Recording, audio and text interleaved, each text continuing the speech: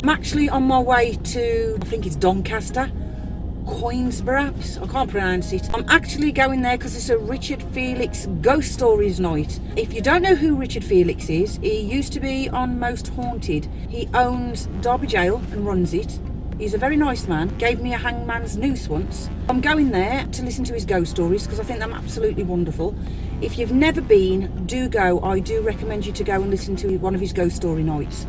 I'm not sponsored by Richard, by the way, but you can actually buy his book, What is a Ghost, which I recommend you read. His theory about what is a ghost is actually brilliant. I think you can actually purchase his book online at Amazon or via his website. But I would recommend you to give this a read. It's a pretty good book.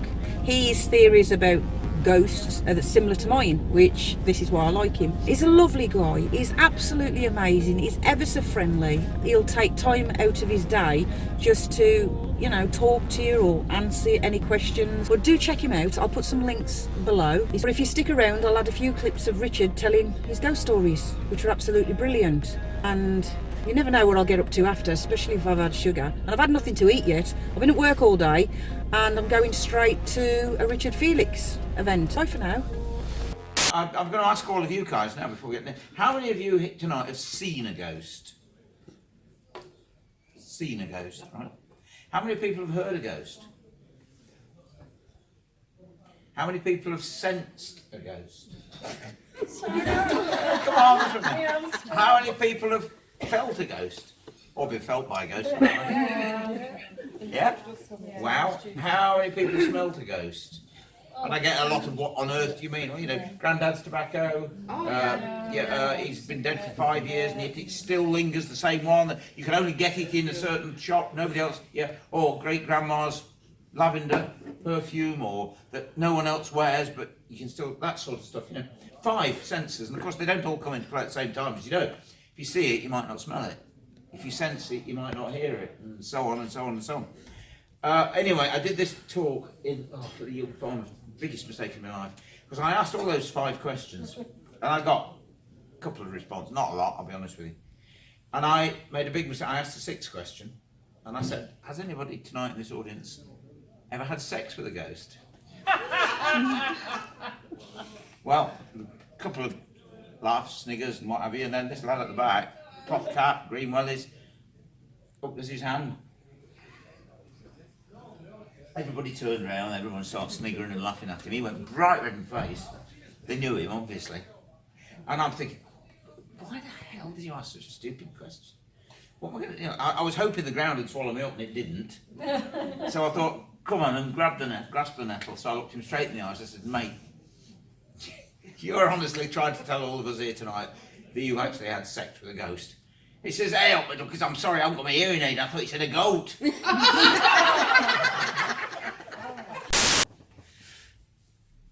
I think that 40% of ghosts are the spirit and soul of a dead person. An intelligence that knows you there, that's real.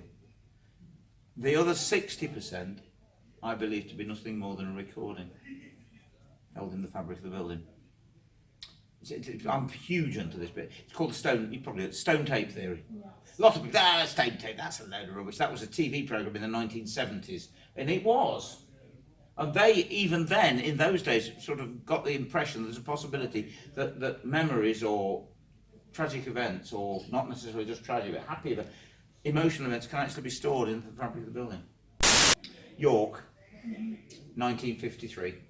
Harry Martindale, 18-year-old heating engineer, 1953, underneath Treasurer's House in York, drilling holes through the barrel-vaulted ceiling of Treasurer's House cellar for a heating system. They were having central heating put in.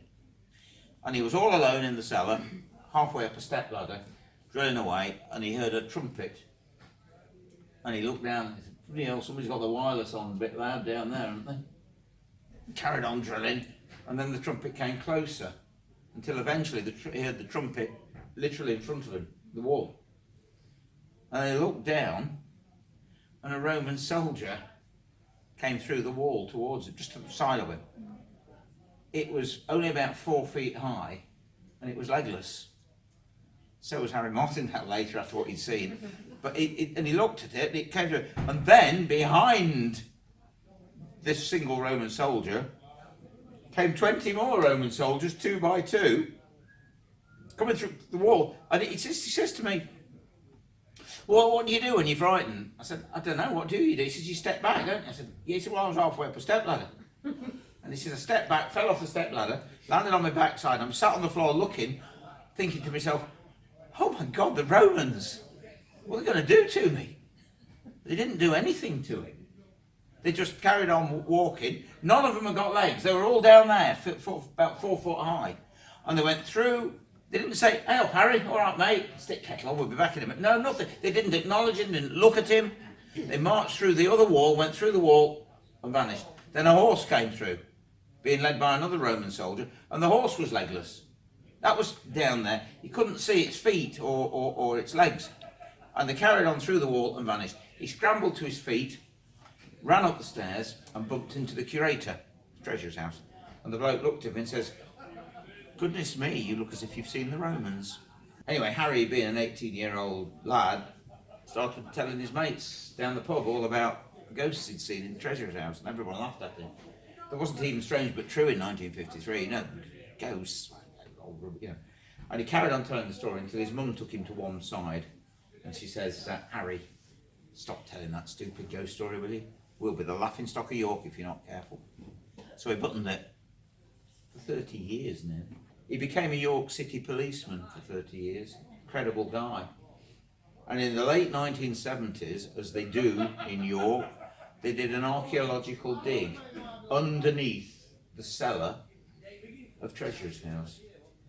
And 18 inches below the cellar floor, here's the cellar floor, down there, 18 inches lower down, they found the Via Decumana, the Roman road, going right underneath Treasurer's House, stretching right towards where the Roman fort was, where the gates of, it was called Iberacum.